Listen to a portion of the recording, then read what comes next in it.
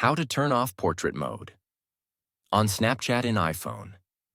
In this video, I will show you how to turn off portrait mode on Snapchat. Portrait mode can change how your pictures look. Sometimes you might want a regular snap instead. Thankfully, turning off this feature is easy and quick to get started.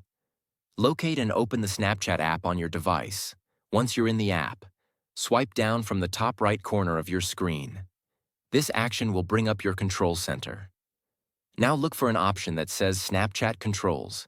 It should be prominently displayed at the top of the control center. Tap on it here. Find the section labeled Audio and Video. In this section, you'll see multiple options available for customization. Among these options is one labeled Portrait, which is currently enabled to turn off portrait mode. Simply tap on Portrait. This action will disable it instantly. And just like that, you've successfully turned off portrait mode on Snapchat.